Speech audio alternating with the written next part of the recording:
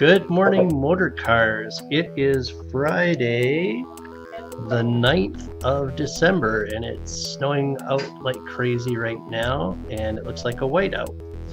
Birthdays this weekend. We have Steve, who is our photographer, has a birthday on the 10th, and Debbie Householder has a birthday on the 11th. So happy birthday, guys, and no anniversaries this weekend. For the word of the day, I'd like to talk a little bit about data mining. Tell me if you've heard this one before. Millennials are self-centered and self-entitled.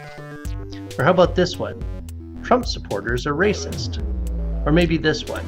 Religious fundamentalists are poorly educated. Depending upon your own generational, political, or religious bent, you probably feel that everybody knows at least one of those statements. If not, I'm certain that we can find one that resonates, because one of the things that our hyper-pattern-aware species is terrific at is categorization and pigeonholing. We evolved to think that when Grunt the caveman died after eating red berries, all red berries from that point on were poison, and that when a patch of tall grass rustled right before Grunt's wife got dragged off by a saber-toothed tiger, rustling of any kind meant spears up and get the kids behind you. Everybody knows is useful when you have little or no control over your environment or when you don't have much data to go on. The problem with it as an ongoing practice for a species that has Google, tasers, and cookbooks is the same thing that has always been the problem. It only applies a certain percentage of the time, and that percentage shrinks as the number of people that you're talking about grows. When you're talking about data sets the size of half of all the people in the United States who can vote, or a generation that's almost 50% of the population, or a major religion, the stereotypes that everybody knows don't apply to literally millions of people in each of those groups.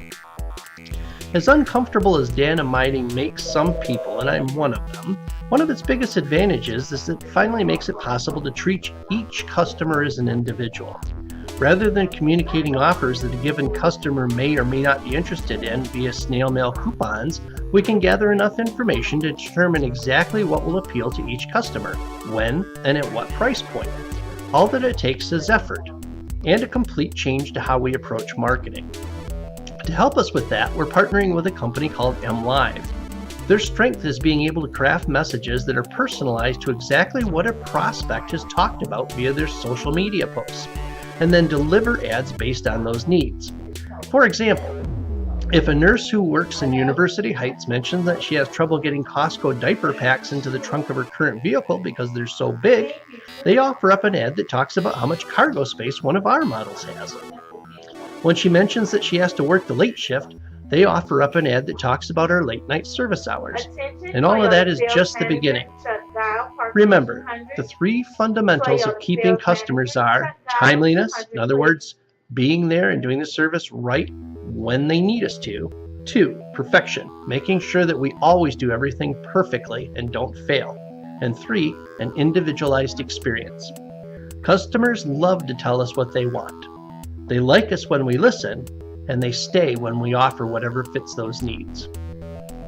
Have a good weekend, motor cars.